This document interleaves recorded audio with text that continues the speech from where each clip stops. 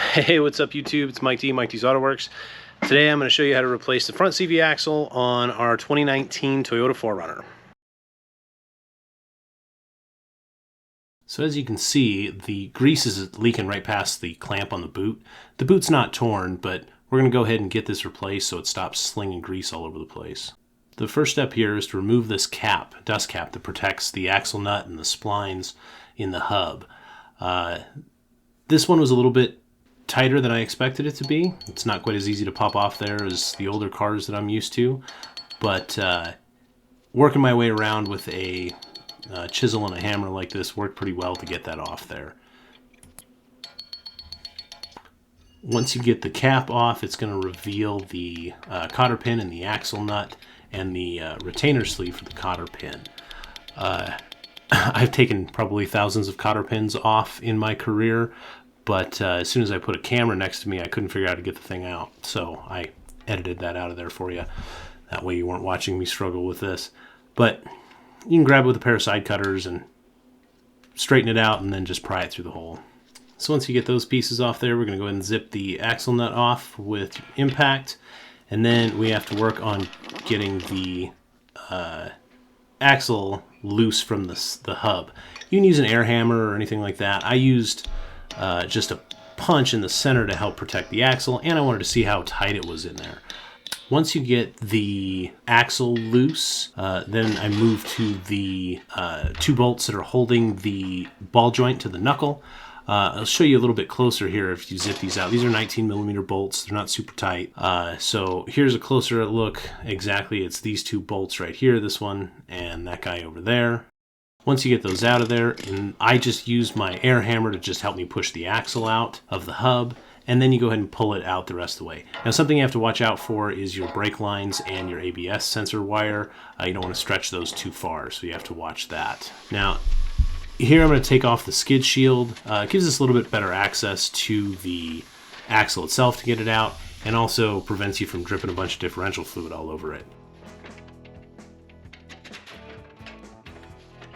As you can see here, I'm popping the axle out of the differential. I don't use a huge amount of force here for a couple reasons. I want to feel how the axle comes loose, and I also don't want the axle to come all the way out without it being guided. You don't want to tear your axle seal, your input seal, with the splines of the axle. Also, it's a good idea to have a pan underneath this. Depending on how your truck's lifted, it may or may not leak some differential oil. So these are the replacement axles. As you can see, they're a little bit different from a factory one. You measure it up, make sure that everything is the same. I know there are problems with some of the aftermarket CV axles, but this is a good fix for now, and Toyota makes a reman axle, so I'll probably be getting one of those at some point in the future. So the next thing you want to do is guide your new axle back in. Again, you want to be careful of the seal. You don't want to cut the seal with your splines and end up with a leak. Keep it nice and clean. I put a little bit of oil on it, differential oil on it, before I put it in there. And then you're going to want to rotate the axle until you feel it engage in the splines, and then you can give it a little bit of force to pop it in until the circlip seats. Usually the axles do not take a lot of force to get them to seat properly. All right, so now I use either a little bit of grease, or in this case a little bit of anti-seize on the splines.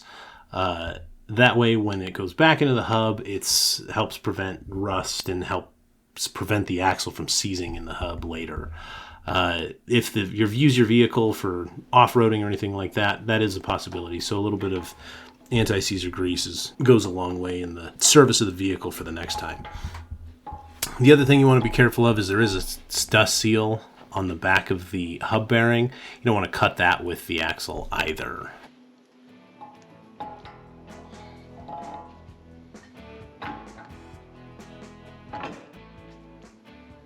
So once the axle's back in, it's pretty much reassembly from there.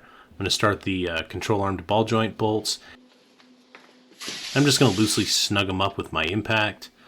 We will torque everything later, but once those are snugged up, then we'll go ahead and put the axle nut back on, and make sure your threads are nice and clean, don't have a bunch of junk on them. Also, it's a good opportunity to, wipe down your brake rotor, make sure you don't have a bunch of grease and fingerprints on it so you contaminate your brake pads.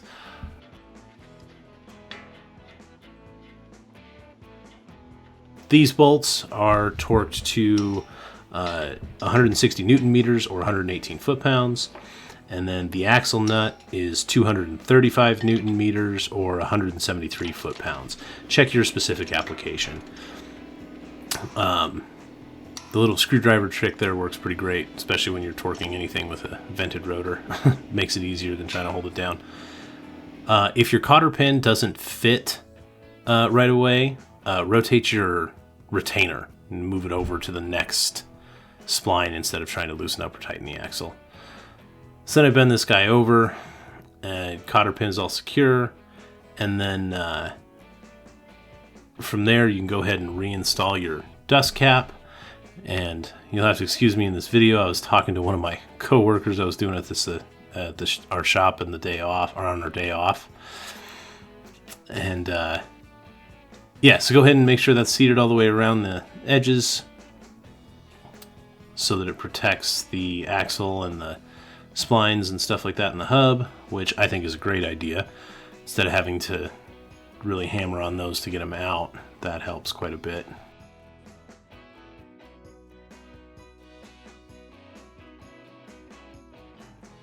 So yeah, the last step is topping off your differential fluid. Make sure you have the right gear oil for your particular application. Use a 10mm hex here. Fill it till it just spills out. Ideally, you want to be on as level surface as possible. And then you can put your skid shield up, put your wheel back on. Make sure you torque your wheel and all that good stuff. Hopefully this video helped you out with your project. I know there's a lot of crossover stuff here between different year 4Runners and Tacomas. This is also my first attempt at a voiceover type video, so I'm still learning on that. But thank you very much for watching, and if whatever project you're working on out in the garage, just get out there and keep wrenching on it. See you next time.